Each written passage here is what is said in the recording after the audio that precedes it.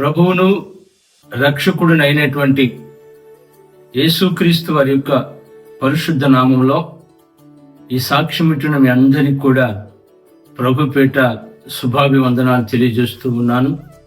దేవుడు మిమ్మల్ని ఆశీర్వదించును గాక. ప్రార్థన చేసుకుని సాక్ష్యాన్ని ప్రారంభించుకుందాం. ప్రేమ కలిగినటువంటి మా తండ్రి, పరిశుద్ధుడు అయిన మా దేవా, నీ ఘనమైన పరిశుద్ధమైన నామానికి వందనాలు. నీవు నా జీవితంలో చేసిన కార్యాన్ని, ప్రభా రక్షణ కార్యాన్ని సాక్ష్య రూపంలో చెప్పబోతుండగా మీరు మాతో ఉండి నడిపించమని, తోడుండమని యేసుక్రీస్తు వారి పరిశుద్ధ నామంలో అడిగి వేడుకుని సాక్ష్యాన్ని ప్రారంభిస్తున్నాము తండ్రి, ఆమేన్. బైబిల్లో ఉన్నటువంటి ఒక వచనాన్ని చదువుకుందాం. యోహాను రాసిన మొదటి పత్రిక 1వ అధ్యాయము 1-2 వచనాలు చదువుకుందాం.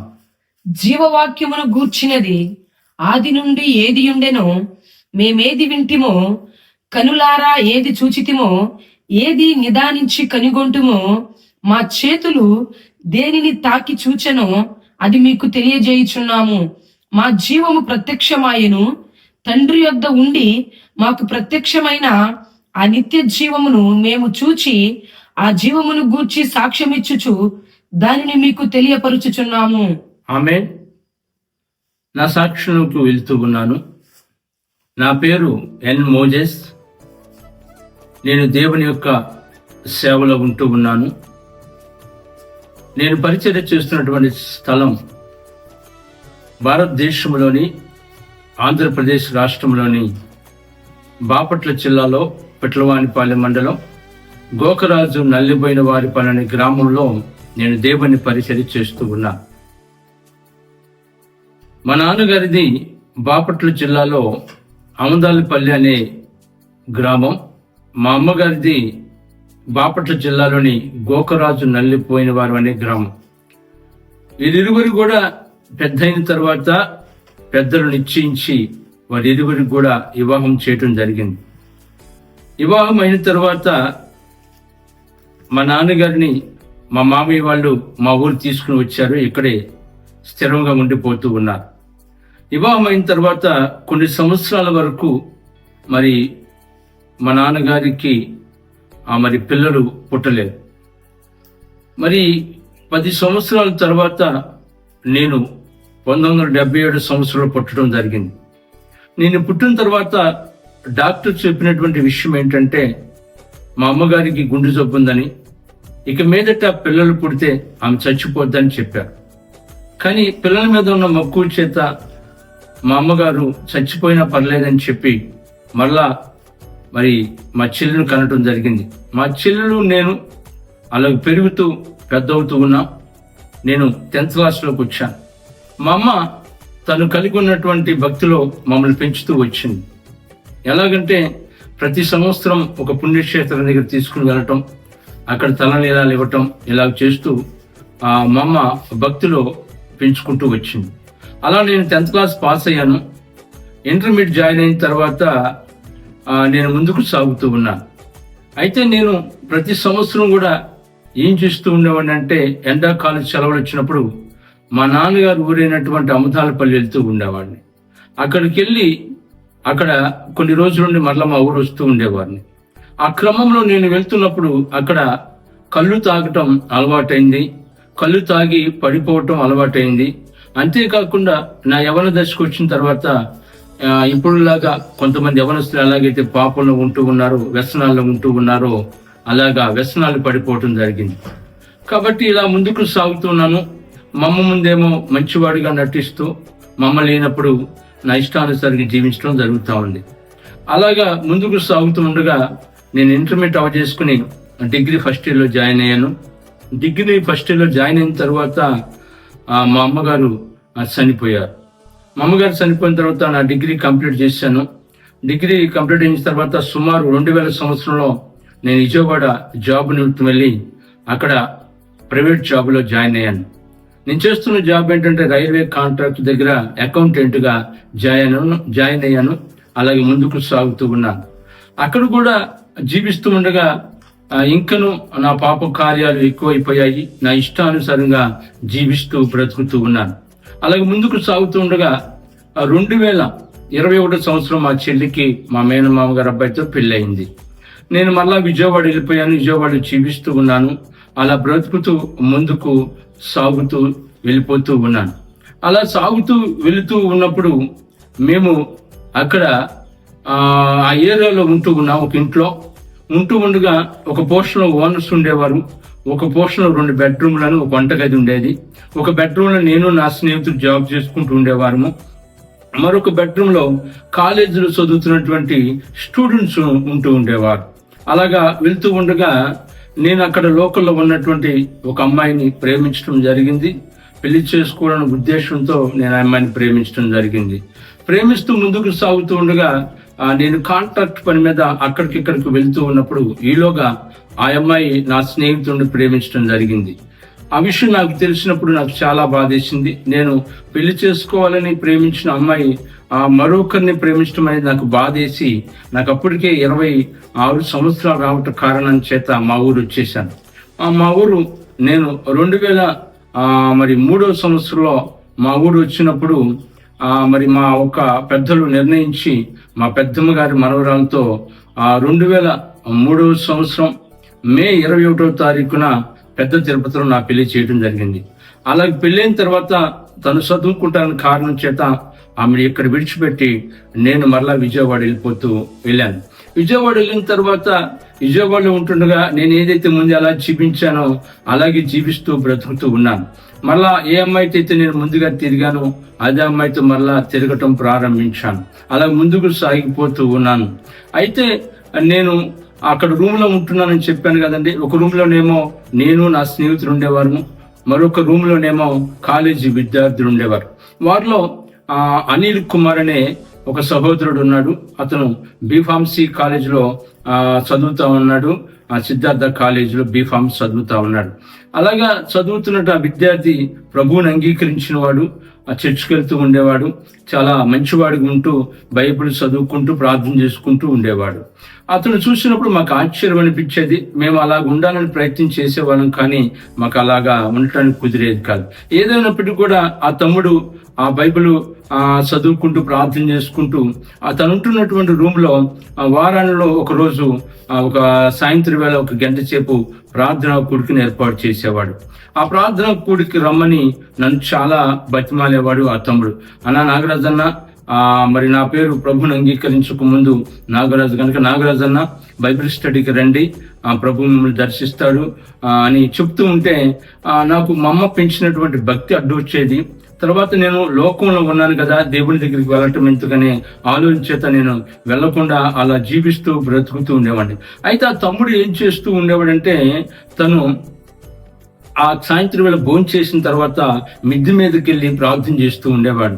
నేను తమ్ముడు ఎక్కడికి వెళ్ళాడని చూస్తూ పరిశీలిస్తున్నప్పుడు మెట్ల మీద ఎక్కి గమనిస్తూ ఉన్నప్పుడు కన్నీటితో ప్రార్థన చేస్తూ ఉండేవాడు. నా కొరకు, అనేకుల కొరకు రక్షింపబడాలని ప్రార్థన చేస్తూ ఉండేవాడు.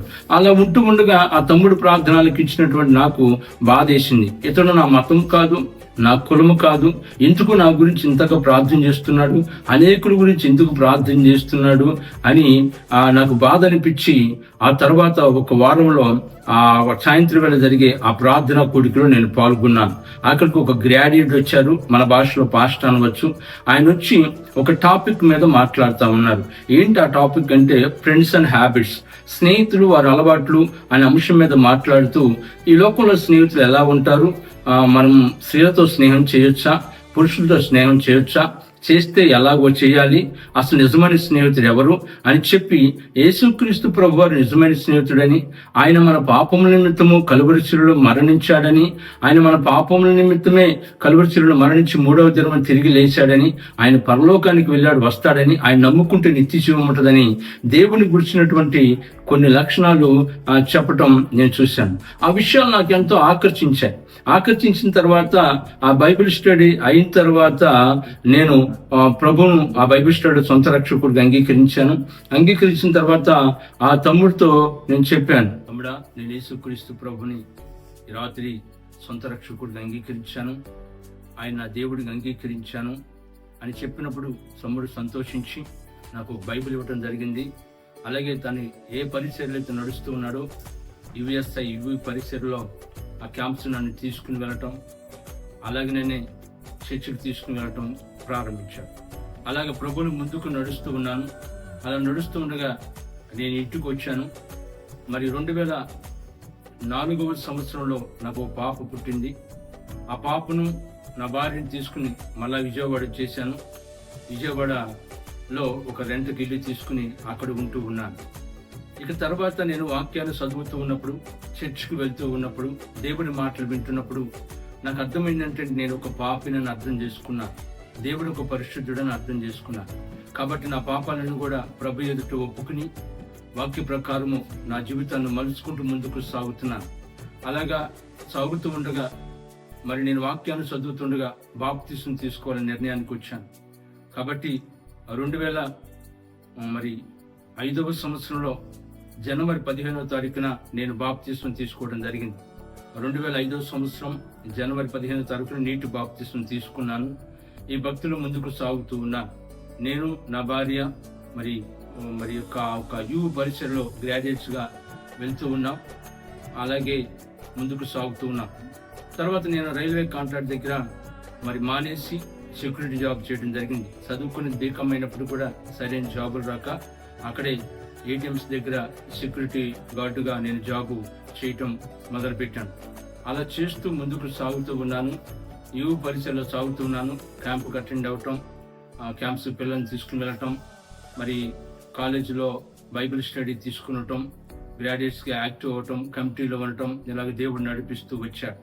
అలాగే ఆ పరిసరలో దేవుడు నా సమయాన్ని, సామర్థ్యాన్ని, సొమ్మును కూడా ఖర్చు పెట్టడానికి దేవుడు సహాయం చేశాడు. మళ్ళా తర్వాత ముందుకు సాగుతూ ఉన్నప్పుడు 2007వ సంవత్సరంలో నాకు ఒక బాబు పుట్టారు. నాకు పాప బాబు అన్నమాట. అలాగే ముందుకు సాగుతూ ఉండగా 2003వ సంవత్సరం నుంచి 2015 సంవత్సరం వరకు యు పరిసరలో గ్రాడ్యుయేట్ గా నేను ముందుకు సాగడం జరిగింది. తర్వాత నాకు దేవుడు మరొక జాబ్ ఇచ్చారు. నా చదువు తగిన జాబ్ ఇచ్చారు. దాంట్లో ప్రమోషన్ మీద ప్రమోషన్ వచ్చి మేనేజర్ తర్వాత స్థానంలో నేను ఉండటానికి దేవుడు కృప చూపించాడు. దేవునికి మహిమ కలుగును గాక. అంతేకాకుండా రెంట్ కుట్టినటువంటి ఆ ఇంటి నుంచి సొంత ఇల్లు కొనుక్కోవడానికి కొండ మీద కొద్ది దూరంలో 4 పోస్టులు ఇల్లు కొనుక్కోవడానికి దేవుడు సహాయం చేశాడు. ఇక మేము షిఫ్ట్ ఆ ఇంట్లో ఉంటూ అలా ఉంటూ ఉన్నాం. తరగాల ముందుకు వెళ్తూ ఉండగా 2017 సంవత్సరంలో మరి మా ఇంట్లో 3 రాత్రులు ప్రార్థన కూడికి పెట్టుకోవాలనుకున్నాం. మరి పాస్టర్ గారిని పిలిపించాలి కదా. మేమేమో విజయవాడలో మరణాథ విశ్వాస సమాజం మోసెస్ చౌదరి గారి యొక్క అల్లుడి గారు అయినటువంటి దైవజనులు విశ్వప్రసాద్ అయ్య గారు నడిపిస్తా ఉన్నారు. మరి వారిని పిలవటం అంటే కొండ మీదకి ఎక్కడం కష్టం కనుక ఆ లోకంలో ఉన్న ఒక సహోదరుడి ద్వారా ఆ క్రీస్తురాజు పొలంలోనే పరిచయం చేస్తున్నటువంటి గనుడైన సేవకులు రాజయ్య గారు, రాణిమ్మ గారిని, కృపానిధి మినిస్ట్రీ వ్యవస్థాపకులు వారిని పిలుచుకుని 3 రాత్రులు మేము ప్రార్థన కూడికి పెట్టుకోవడం జరిగింది. ఆ 3 రాత్రులు ప్రార్థన కూడికి పెట్టిన తర్వాత దేవుడు మాతో మాట్లాడడం ప్రారంభించారు. ఇక మీరు చర్చికి వాళ్ళ దగ్గరికి వెళ్ళమని దేవుడు ప్రేరణ ఇవ్వటం, వాక్యం ద్వారా మాట్లాడటం జరిగిన తర్వాత మేము వెళ్ళేటటువంటి చర్చ్ ఆపేసి ఆ నెక్స్ట్ సండే నుంచి వారి దగ్గరికి వెళ్ళటం ప్రారంభించాం. యాక్చువల్ గా దేవుని సేవకుడు గాని, సేవకులు గాని చదువుకోలేదు గాని దేవుడు మంచి అభిషేకం ఇచ్చాడు, జ్ఞానం ఇచ్చాడు, ఒక ప్రవక్తలుగా ఉన్నారు, ముందుకు నడిపిస్తూ ఉన్నారు. వారి దగ్గర మేము వెళ్ళటం, సండే పాల్గొనడం జరుగుతూ ఉంది. అలా ముందుకు సాగుతూ ఉండగా 2017వ సంవత్సరంలో మే నెలలో వీరికి సబ్ బ్రాంచ్ ఉంది. మే సేవకుల దగ్గరికి వెళ్తా ఉన్నాం. వారికి ముదినేపల్లి దగ్గర సింగవరం అనే గ్రామంలో సబ్ బ్రాంచ్ ఉంది. అక్కడ సభలు పెట్టారు మే నెలలో. ఆ 3 రోజులు సభ పెట్టినప్పుడు మేము అక్కడికి, నేను, నా భార్య, కుటుంబంతో వెళ్ళాం. వెళ్ళిన తర్వాత అక్కడికి హైదరాబాద్ నుంచి దేవుని సేవకులు ఐజయ్ గారని గొప్ప ప్రవక్త వచ్చారు. మా సేవకుడికి ఆత్మీయ నాయకుడిగా ఉంటూ ఉన్నారు. వారు వచ్చారు. వచ్చి మా మీద చేతి నుంచి ప్రార్థించినప్పుడు వారు రూమ్కి రమ్మని మాట్లాడాలన్నప్పుడు సేవకులతో కలిసి నేను, నా భార్య వెళ్ళినప్పుడు వారు మీరు ఫుల్ టైం సేవకు రావాలి, దేవుడు పూర్తికాల సేవకు మిమ్మల్ని పిలుస్తున్నారు అన్నప్పుడు మేము అన్నాం, మేము యుఎస్ఐ అనే యు పరిసరలో స్టూడెంట్స్ మీద సేవ చేస్తా ఉన్నామయ్యా అన్నప్పుడు, అలా కాదు మీరు ప్రార్థన చేసుకుని దేవుడు మీతో మాట్లాడతారు అన్నప్పుడు మేము ప్రార్థన చేసుకోగా దేవుడు మాతో మాట్లాడగా మేము మరి 2017 సంవత్సరంలోనే మరి 8వ మాసంలో నేను జాబ్కు రిజైన్ చేసి పూర్తికాల సేవకు రావటం జరిగింది. పూర్తికాల సేవకు వచ్చి ఏ సేవక దగ్గరైతే దేవుడు మనం ఉండమన్నాడో అక్కడికి నేను నా భార్య ఇద్దరు పిల్లలను కూడా అక్కడికి వెళ్ళి అక్కడే ఉండటం, వారితో పాటు పరిచర్లో పాల్గొనటం, సంఘ విధానాలు నేర్చుకోవటం, సేవా విధానాలు నేర్చుకోవటం జరిగింది. మరి పరిచారకులుగా ఐజాయి గారు మమ్మల్ని అభిషేకించడం కూడా జరిగింది. అలాగా 2017 నుంచి 2020 సంవత్సరం వరకు కూడా వారి దగ్గర ఉండటానికి దేవుడు ఎంతో కృప చూపించారు. మాకు ఎన్నో విషయాలు అయ్యగారు అమ్మగారు నేర్పించారు. ప్రత్యేకంగా వారికి ప్రభునామల వందనాలు తెలియజేస్తున్నాం. ఎంతో ఆదరించి, ఓదార్చి, హెచ్చరించి అనేక విషయాలు మాకు నేర్పించారు. అని బట్టి దేవునికి స్తుతిస్తూ ఉన్నాను.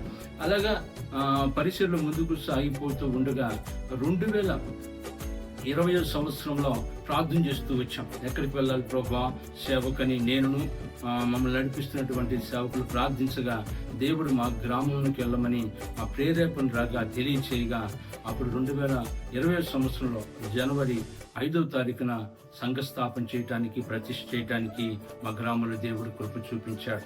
అప్పుడు 2020 సంవత్సరంలో జనవరి 5వ తారీఖున మేము అప్పటి నుంచి మరి మా గ్రామం అయినటువంటి గోకరాజు నల్లిబైన వారి పాలెంలో పరిచర్య ప్రారంభిస్తూ మేము ముందుకు సాగుతూ ఉన్నాం. అలాగే సాగిపోతూ ఉండగా, అలా పరిచర్యలు ముందుకు వెళ్తూ ఉండగా మరి 2024 సంవత్సరంలో డిసెంబర్ 10వ తారీఖున పరిచర్యలో భాగంగా నిజాంపట్నం వెళ్ళి నేనును సేవకురాలు క్యాలెండర్స్ తీసుకుని రావాల్సి వచ్చింది పార్షల్ ఆఫీస్ నుంచి. మరొక దైవజనులు అమదాలపల్లి పరిచయం చేస్తున్న దైవజనులు శ్యాంపాలయ్య గారు, అలాగే చింతరవులు పరిచయం చేస్తున్న తిమోతి గారి యొక్క 2వ కుమారుడు యెగోషువ, మేము అక్కడ ఒక దైవజన్ ఇంట్లో క్యాలెండర్స్ పంచుకుని ఆ రాత్రికి ప్రార్థన కూడుకుండటం వల్ల మేము బయలుదేరి వస్తూ ఉన్నాం. ఆ రూట్లో మేము బయలుదేరి వస్తూ ఉన్నాం. వెనుకున్నటువంటి సేవకులు అక్కడే క్యాలెండర్స్ దగ్గర ఉన్నారు. నేను సేవకురాలు బండి మీద క్యాలెండర్స్ పెట్టుకుని బయలుదేరి వస్తూ ఉన్నప్పుడు మాకు ఎదురుగా కుర్రాడు స్పీడ్గా వస్తా ఉన్నాడు. ఎందుకు స్పీడ్గా వస్తా ఉన్నాడంటే అతను మా ముందుగా వెళ్ళాడు. అయితే పోలీసులు అక్కడ మరి వారు చెకింగ్ చేస్తున్నారని తెలుసుకుని ఇతను తాగున్నాడు కనుక ఇతను పట్టుకుంటారని అతను ఎరిగి మరలా వెంటనే రిటర్న్ తిరిగాడు. ఆ రిటర్న్ తిరిగిన విధానాన్ని పోలీసులు చూసి ఇతను తాగుబోతుగా ఉన్నాడు, ఎవరు గుద్దుతాడని వారు కూడా అతన్ని వెంబడించడం చేత, వారు వెంబడిస్తున్నారని కారణం చేత బాగా స్పీడ్గా వచ్చి మమ్మల్ని కొట్టేయడం జరిగిన తర్వాత నా హెల్మెట్ ఉంది, ఎగిరిపోయింది, ముందు చక్రం ఊడిపోయింది, రోడ్డుకు ఆనుకుపోయింది. దేవుని కృప వల్ల సేవకురాలకు ఏమి గాయాలు కాలేదు, కానీ నా ముఖము ఆ రోడ్డును గుద్దుకుపోయి ముఖమంతా కూడా పగిలిపోయి ఆ రక్తమంతా కూడా ఒలికి పోతా ఉంది. ఇక వెంటనే దేవుని సేవకురాలు అనుకున్నటువంటి చాంపాలయ్య గారికి దైవజనులు ప్రార్థన ఫోన్ చేయగా వాళ్ళు వచ్చి నన్ను అక్కడ ఉన్నటువంటి లోకల్ ఉన్న గవర్నమెంట్ హాస్పిటల్ తీసుకుని వెళ్ళారు. అక్కడ వారు ఫస్ట్ ఎయిడ్ చేశారు, కానీ వారు వల్ల కావట్లేదు. మరి ముక్కులోంచి రక్తం వస్తుంది, నోట్లోంచి రక్తం వస్తా ఉంది, ఇవన్నీ కూడా పగిలిపోయి ఎంతో ఇబ్బంది అవుతా ఉంది. కాబట్టి వారు ఏం చేయలేని పరిస్థితి. వెంటనే భయం చేత కారు మాట్లాడుకుని, దైవజనుడు పాస్టర్ గారు మాట్లాడుకుని ఒక కారు మాట్లాడుకుని అక్కడి నుంచి నన్ను మరి పొన్నూరులో శ్రీ కీర్తి హాస్పిటల్కు షిఫ్ట్ చేశారు. అక్కడికి వచ్చాము. అక్కడ వచ్చే త్రోవలో ఎంతో రక్తం పోయింది. ఇంత దూది దైవజనుడు శ్యాంపాలయ్య గారికి ఇచ్చారు డాక్టర్స్. ఇస్తే ఆ దూది అంతా కూడా తడిచిపోయింది. ఇక వారికి ఆశలు లేవు, ఏమంటే దైవజనుడు దక్కడని అనుకుంటా ఉన్నారు. అలాగే కారులో పొన్నూరు వచ్చాము, టెస్టులు చేసిన తర్వాత వారు నాకు కుట్లు వేయటం ప్రారంభించారు. ఈ పెదాలన్నీ పగిలిపోయాయండి, ఈ మూతంతా పగిలిపోయింది, పళ్ళు ఉడిగిపోయాయి. దగ్గరగా 30 నుంచి 40 కుట్లు వేశారు. వేసిన తర్వాత స్కానింగ్ తీసిన తర్వాత ఆ డాక్టర్స్ ఏం చెప్పారంటే రేపు ఉదయం కాలంలో మాట్లాడదామన్నారు. అప్పటికే నన్ను ప్రేమించుతున్నటువంటి సంఘ బిడ్డలు, సేవకురాలు వచ్చి పరామర్శించారు. ఆ ఉదయ కాలమున మరి దైవ సేవకురాలు, కొంతమంది సేవకురాలు వచ్చారు, సంఘ బిడ్డలు వచ్చారు. నిజామాబాద్ ప్రత్యేకంగా అభిషిక్తులు దైవజనులు స్టీఫెన్ అయ్య గారు వచ్చి మాట్లాడారు. డాక్టర్ గారితో మాట్లాడుతున్నప్పుడు ఆ డాక్టర్ గారు ఏమన్నారంటే, ఆ డాక్టర్ గారు అయ్యా ఈ 5 లక్షల దాకా వరకు డబ్బులు అవుతాయి, అంతేకాకుండా ఈ యొక్క ముఖంలో 11 చోట్ల ప్లేట్లు పడతాయి, ఈ ఎముకలన్నీ విరిగిపోయాయి, ఇది 10 గంటల నుంచి 8 గంటలు 10 గంటల మధ్యలో ఆపరేషన్ జరగాలి, ఒక స్పెషలిస్ట్ ని పిలిపించాలని చెప్పారు. మరి మీరు ఓకే అంటే నేను పిలిపిస్తాను అంటే అప్పుడు స్టీఫెన్ అయ్య గారికి తెలిసినటువంటి ఒక డాక్టర్ గారిని పరిచయం అవ్వటం, ఆయనతో మాట్లాడటం జరిగింది. కామిడిన్ హాస్పిటల్లో తరుణ్ కాంతి గారిని మంచి ఒక డాక్టర్ గారు ఉన్నారనమాట. ఆయనతో మాట్లాడినప్పుడు వారందరూ కూడా మాట్లాడుకుని తీసుకురమ్మన్నప్పుడు ఆ 11వ తారీఖు ఇక్కడ బిల్లు పే చేసి ఎక్కడి నుంచి షిఫ్ట్ అయ్యి మళ్ళీ కామినేని హాస్పిటల్కు మేము వెళ్ళటం జరిగింది. ఆ కామినేని హాస్పిటల్కి వెళ్ళిన తర్వాత అక్కడ నన్ను అబ్జర్వేషన్లో పెట్టి 14వ తారీఖున ఉదయం 8 గంటలు తీసుకుని వెళ్ళారు. సుమారు 5 సాయంత్రం 6 గంటల వరకు కూడా ఆపరేషన్ చేశారంటే 9-10 గంటలు పట్టింది ఆపరేషన్ చేయడానికి. చేసిన తర్వాత వాళ్ళు చెప్పింది ఒకటే, చాలా జాగ్రత్తగా ఉండాలి మేము అని చెప్పారు. అయితే దేవుడి మహాకృప, ఆపరేషన్ అయిన 14వ తారీఖు తర్వాత 19వ తారీఖు మేము అక్కడున్నాం. 19 తర్వాత దేవుడు డిశ్చార్జ్ చేయడానికి దేవుడు సహాయం చేశాడు. దేవునికి మహిమ కలుగును గాక. అంటే మీరు ఒకసారి ఆలోచించండి, ఏమని అంటూ ఉన్నానంటే, డిసెంబర్ 10వ తారీఖు 2024 నాకు యాక్సిడెంట్ అయింది. 11వ తారీఖు కామినేని హాస్పిటల్ జాయిన్ అయ్యాను. 14వ తారీఖు ఆపరేషన్ చేశాను. 19వ తారీఖే కొన్ని దినాల్లోనే దేవుడు రికవర్ చేసి తన కృప ద్వారా నన్ను స్వస్థపరిచి బాగు చేసి 19వ తారీఖు డిశ్చార్జ్ అవడానికి దేవుడు సహాయం చేశాడు. వారు చెప్పిన విషయాలు 11 చోట్లపై వెళ్ళిపోయాయండి. చాలా కష్టం అండి మాట్లాడటం, కానీ సంవత్సరం వరకు చాలా జాగ్రత్తగా ఉన్నారన్నారు. కానీ దేవుడు మహాకృప, నేను 19వ తారీఖు డిశ్చార్జ్ అయ్యి మరి స్టీఫెన్ అయ్య గారికి సంబంధించిన బైబిల్ కాలేజ్ ఉంటే వారు దైవజనులు అన్ని అరేంజ్ చేయగా వారి యొక్క దగ్గర కొన్ని రోజులు ఉండి తర్వాత మరలా మేము 2025లో జనవరి మాసంలో మరలా మా ఊరు రావటానికి దేవుడు కృప చూపించాడు. అలాగ వస్తూ మరలా మేము సేవలో ముందుకు సాగిపోవటానికి కూడా దేవుడు కృప చూపిస్తున్నా. దేవుడు వాక్యం అంటా ఉంది. సామెతల గ్రంథంలో దేవుడు వాక్యం రాయించాడు, నా వలన నీకు దీర్ఘాయువు కలుగును, నువ్వు జీవించు సంవత్సరంలో అధికమవునని దేవుడు రాయించాడు. మరొక చోట కీర్తనకారుడు రాస్తాడు, మరణము తప్పించుట యెహోవా వశము. నిజంగా చనిపోవలసినటువంటి నన్ను దేవుడు బ్రతికించాడు. తన కృపతో ఆయన మంచితనం ద్వారా నేను బ్రతికించారు. ఆయన సేవలో నిలుపుకుంటూ ఉన్నారు. నేను సాక్ష్యం ముగించే ముందు చెప్పాలనుకుంటున్న మాటలు ఏంటంటే, నాకు 5 లక్షల రూపాయలు అయ్యాయి. 5 లక్షల రూపాయలు అయ్యాయంటే ఎలాగ తీర్చాలి? సేవలో ఉంటూ ఉన్నాను, ఉద్యోగం విడిచిపెట్టి వచ్చేసాను, దేవుని పనిలో ఉంటున్నాను, ప్రార్థన చేసుకుంటుండగా నేను ఏదైతే 2003 నుంచి 2015 వరకు యుఎస్ఐ పరిచయలో ఉన్నాను, నన్ను ఆత్మీయంగా నడిపించినటువంటి బ్రదర్ అనిల్ కుమార్ గారు ఇప్పుడు అస్సాంలో ఉంటున్నారు. ఆయనకి పాస్టర్ గారు ఒక పోస్ట్ పెట్టారు, మరి అన్నకు అయ్యగారు బాగోలేదు, ప్రార్థన చేయండి అని.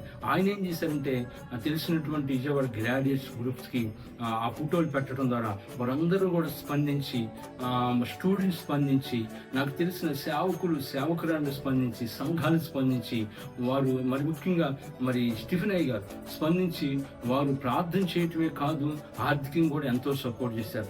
5 లక్షల రూపాయలు నాది ఒక్క రూపాయి కూడా పడకుండా 2 నెలల్లోనే ఆ అమౌంట్ అంతా కొట్టడానికి కూడా దేవుడు సహాయం చేశాడు. దేవుడు ఎంత నమ్మదగిన వాడో చూడండి పిల్లారా, ఆలోచించండి. దేవుడు అంత రక్తం పోయిందండి. అంత రక్తం పోయిన డాక్టర్స్ పరిశీలన చేసి ఏమన్నారంటే, బ్లడ్ టెస్ట్ చేసిన తర్వాత ఎంత రక్తం పోయింది, ఎంత ఎక్కించారు అన్నప్పుడు వారు చెప్పిన సాక్ష్యం అద్భుతం. డాక్టర్స్ ఏమన్నారంటే, ఒక నార్మల్ గా ఉండే వ్యక్తికి ఎంత బ్లడ్ అయితే అవసరమో అంత బ్లడ్ ఉంది, ఏమి ఎక్కించ అవసరం లేదన్నారు. దేవునికి మహిమ కలుగును గాక. 11 చోట్ల పగిలిపోతే ఇవన్నీ ప్లేట్లు అండి, పల్లూరిగిపోయాయి. ఇవన్నీ కూడా ప్లేట్లు అనమాట. నా యొక్క ముఖం అన్ని ప్లేట్లు అనమాట. నా ముఖం ఇది కాదు, ముఖం అంతా మారిపోయింది, రక్తం అంతా పోయింది. కానీ రక్తం ఎక్కడ కూడా తగ్గకుండా దేవుడు సహాయం చేశాడు. 11 చోట్ల ఇరిగిపోయిన దేవుడు అవన్నీ కూడా చక్కగా ఆపరేషన్ సక్సెస్ అవడానికి దేవుడు ఎంతో కృప చూపించాడు. దేవునికి మహిమ కలుగును గాక. నేను ఈ సాక్ష్యం ముగించేటప్పుడు చెప్పాలనుకున్నది ఏంటంటే, ఒకటి, నేను ప్రభు వాక్యము ఒక్కసారే ఉన్నాను, నేను నా హృదయాన్ని దేవుడికి సమర్పించాను. దేవుడు వాక్యం చదువుతుంటే నేను పాపినని గ్రహించి పాప క్షమాపణ నిమిత్తము, ఆత్మరక్షణ నిమిత్తము నీటి బాప్తిసం తీసుకున్నాను. నా సమయాన్ని, సామర్థ్యాన్ని, సొమ్మును దేవుని యొక్క పరిచర్లో ఖర్చు పెట్టాను. తర్వాత నేను ఎలా ఆ పని చేశానంటే దేవుని కొరకు ఇవాళ ఆశతో నేను కింద జాబ్ చేస్తున్నానని చెప్పాను, సెక్యూరిటీ జాబ్ అండి. పైన ఒక రూము ఖాళీ అయితే ఊడ్చామా, అది ఊడ్చి దేవుడికి ఇచ్చేవాడినండి. ఎందుకంటే దేవుడికి ఇవ్వటం అంటే నాకు ఇష్టం. నాకు వచ్చే సాలరీ చాలా తక్కువ, ఒక సెక్యూరిటీ గార్డు కంటే కుటుంబాన్ని పోషించుకోవాలి. సాలక దేవుడిని అడిగినప్పుడు ఊడ్చి కొన్ని నెలల పాటు ఒక ఆఫీసు ఊడ్చి దేవుడికి ఇవ్వటం దేవుడు నేర్పించాడు. తర్వాత నాకు విజయవాడలో ఇల్లు ఉంటే అది అమ్మేసి దేవుడి కొరకు మా ఊళ్ళోని ఒక సైట్ తీసుకోవడానికి దేవుడి కొరకు సహాయం చేశాడు. అలాగే దేవుడి యొక్క పనిలో నా పనిని చాలా స్టూడెంట్స్ మధ్య కలవటం, నా ఆఫీస్ అయిపోగానే స్టూడెంట్స్ కలవటం, వారికి బైబిల్ స్టడీ తీసుకోవటం, క్యాంప్స్ తీసుకోవటం, ఉండటం ఇలా చేసేవాడిని. కోఆర్డినేటర్ గా ఉన్నప్పుడు మరి రూమ్లన్నీ శుభ్రంగా చేసేవాను. ఆ రూమ్లన్నీ కూడా క్లీన్ చేసుకోవడం, ఆ క్యాంపస్ శుభ్రపరచడం, ఇవన్నీ కూడా దేవుడు సహాయం చేశాడు. నా సమయాన్ని, నా ఒక సామర్థ్యాన్ని, సొమ్మును కూడా దేవుడి పరిచయలో ఖర్చు పెట్టడానికి దేవుడు సహాయం చేశాడు. తర్వాత ముందుకు సాగుతూ ఉన్నప్పుడు నాకు దేవుని పిలుపు వచ్చినప్పుడు పిలుపుకు లోబడ్డాను. అంతేకాకుండా దేవునికి సేవకులు నమ్మకంగా ఉండడానికి దేవుడు సహాయం చేశాడు. తర్వాత నేను ప్రశ్నించాలనుకునేదంటే, నేను ప్రతికూల పరిస్థితులు వచ్చాయి సేవకు వచ్చినప్పుడు కూడా ఆయన దేవుని విడిచిపెట్టకుండా, దేవా ఎందుకు జరిగిందని పాస్టర్ గారిగా నేను కానీ నా పిల్లలు కానీ క్వశ్చన్ కూడా వేయకుండా ముందుకు సాగుతూ ఉన్నాం. నేనేం చెప్తున్నానంటే, దేవుని పనులు వెళ్తున్నప్పుడు ప్రతికూల పరిస్థితులు వస్తాయి. వచ్చినప్పుడు కూడా దేవుడిని విడవకుండా ముందుకు సాగాలని ప్రభుత్వం తెలియజేస్తున్నాను. మరొకసారి చెప్తున్నాను, నువ్వు ఎన్ని సంవత్సరాలు, ఎన్ని దినాల నుంచి మందిరానికి వెళ్తున్నావో, ఎన్ని నెలల నుంచి మందిరానికి వెళ్తున్నావో, ఎన్ని సంవత్సరాల నుంచి మందిరానికి వెళ్తున్నావో తెలీదు. నువ్వు దేవుడికి హృదయం ఇచ్చావా? రెండోది, నీటి బాప్తిసం పొందావా? నీ సమయాన్ని, సామర్థ్యాన్ని, సొమ్ముని దేవుడి కొరకు ఖర్చు పెడుతున్నావా? నాలుగోది, దేవుడు పిలుస్తుంటే పిలుపుకు లోబడకుండా నిర్లక్ష్యం చేస్తున్నావా? నువ్వు ఉంటున్నటువంటి సేవకులు నమ్మకం ఉంటున్నావా? ఐదోది, ప్రతికూల పరిస్థితులు వస్తాయి, అప్పుడు కూడా నమ్మకం ఉంటున్నావా అని ప్రశ్నిస్తున్నాను. నాకు ఒక బాబు పాప అన్నాను కదండి. పాప బీటెక్ ఫైనల్ ఇయర్ పూర్తి అయిపోతుంది. మార్చి నెల 2026 మార్చికి అయిపోతుంది. బాబు సెకండ్ ఇయర్ చదువుతా ఉన్నాడు. నేను, పాస్టర్ గారు, మా ఇద్దరు బిడ్డలను కూడా దేవుని పరిసరలో ఉంటూ ఉన్నాం. అదే గ్రామంలో జీవన పాలన పరిచయం చేస్తున్నాం. మీ సాక్షిని మీ అందరూ కూడా మరి మా కుటుంబ కొరకు, పరిచయం కొరకు ప్రార్థన చేయాలని, దేవుడు మిమ్మల్ని నిండారు జీవించాలని కోరుకుంటూ నా సాక్ష్యాన్ని వస్తున్నాను. దేవుడు మిమ్మల్ని ఆశీర్వదించును గాక. ఆమేన్.